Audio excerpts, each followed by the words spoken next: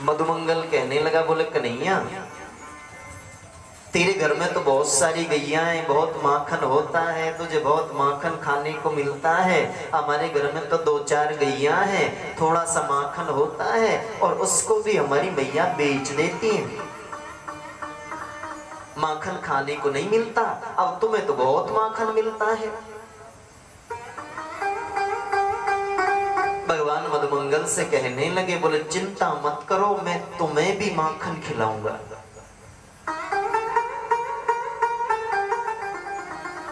बोले अच्छा, हमें भी माखन खिलाएगा और तेरी मैया मारेगी तो?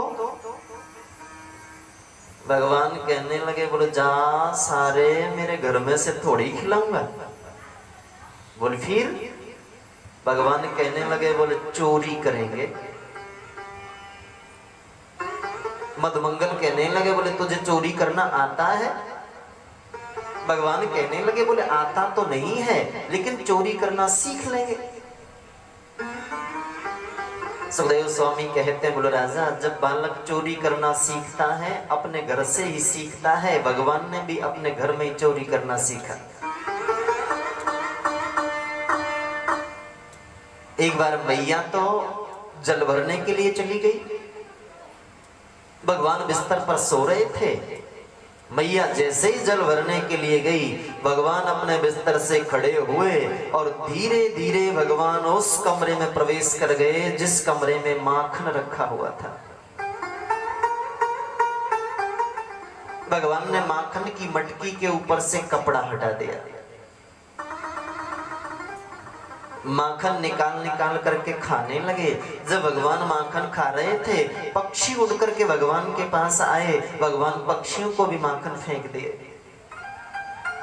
जब पक्षियों को खाता देखा, बंदर आ गए। भगवान बंदरों को माखन खिलाने लगे, स्वयं खाते, पक्षियों को खिलाते, बंदरों को खिलाने लगे। थोड़ी देर बाद तो यशोदा मैया वापस लौट करके आई। जाकर के देखा तो भगवान बिस्तर पर नहीं है। तो यशोदा मैया आवाज लगाने लगी, बोले अरे कन्हैया तू कहाँ है? कृष्ण है काशी करोसि किम पितृतिहि। बोले अरे कन्हैया तू कहाँ है, क्या कर रहा है? अब भगवान के मुंह में माखन भरा है, बोला नहीं जाता। यशोदा मैया बार बार आवाज लगाती, कृष्ण है काशी करोसि किम पितृति श्रुत्वैव मातुर्वचः। भगवान अपनी मैया की बातों को सुन रहे हैं, लेकिन बोला नहीं जाता, मुंह में माखन भरा है। यशोदा मैया ढूंढते ढूंढते उसी कमरे में आ गई जिस कमरे में भगवान माखन खा रहे हैं। जैसे ही मैया को आया देखा, भगवान ने अपने दोनों हाथ पीछे की तरफ कर लिए। यशोदा मैया कहने लगी, बोले कन्हैया माखन की चोरी की? बोले नहीं मैया,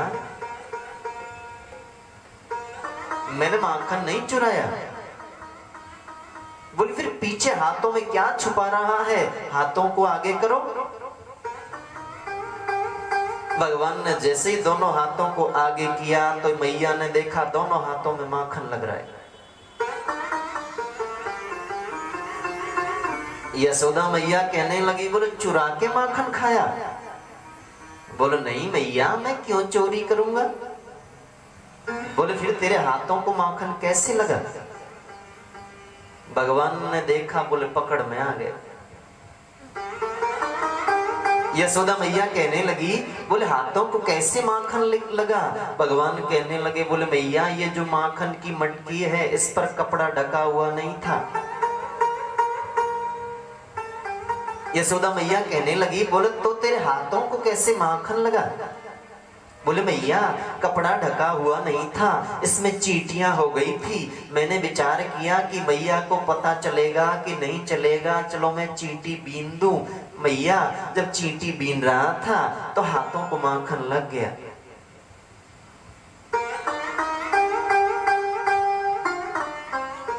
यशोदा मैया कहने लगी, बोले अच्छा तेरे होठों को कैसे माखन लगा? भगवान विचार करने लगे, बोले अब पकड़ में आ गए।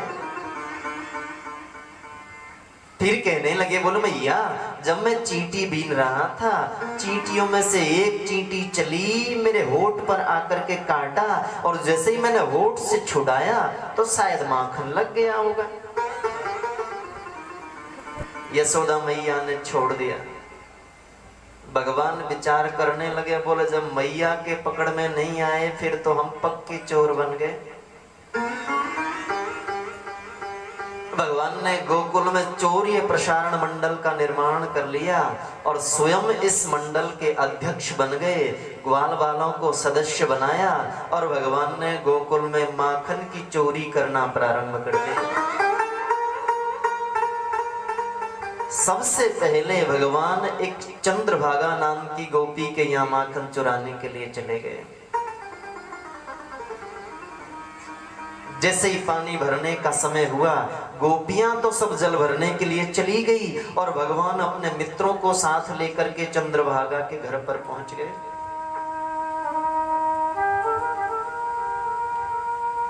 दो मित्रों को दरवाजे पर खड़ा कर दिया पहरेदार बना करके। उनसे कहा, बोले चंद्रभागा जब आती दिखाई दे तो दूर से ही देख करके बता देना। और मित्रों को साथ लेकर के भगवान अंदर प्रवेश कर गए। अब जो माखन की मटकी है वो छीके के ऊपर रखी है। भगवान ने हाथ ऊपर किया, छीका हाथ नहीं आया। मधुमंगल से कहा, बोले मधुमंगल तू घोड़ा बन जा।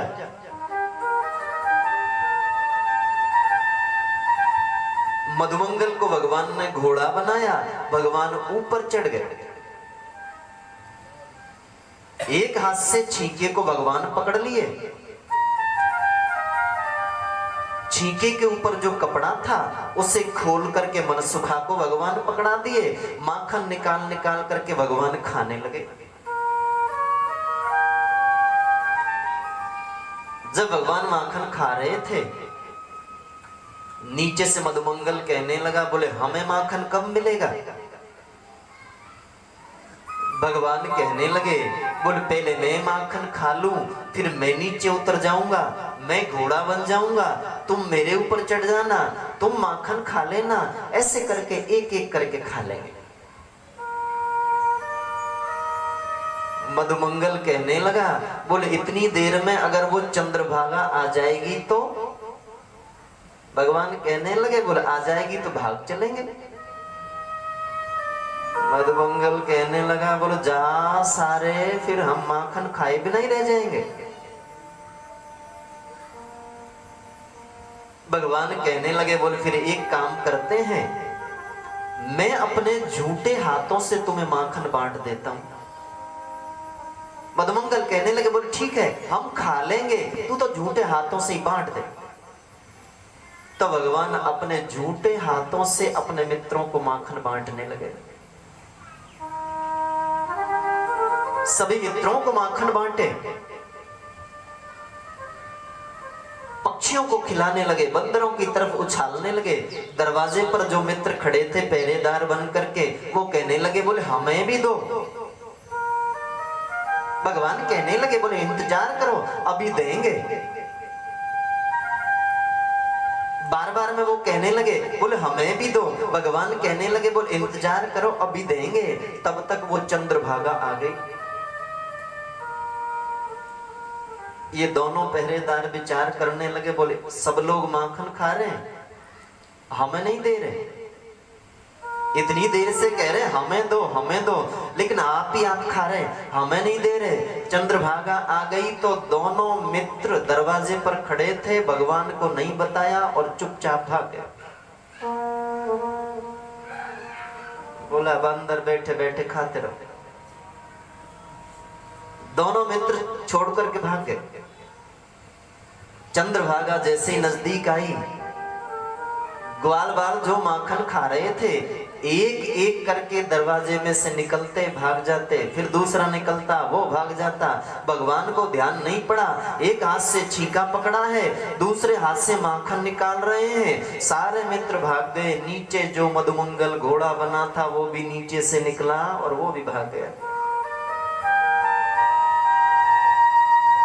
अब भगवान छींके से लटके रह गए। चंद्रभागा आई, आकर के हाथ पकड़ के नीचे उतारा और कहने लगी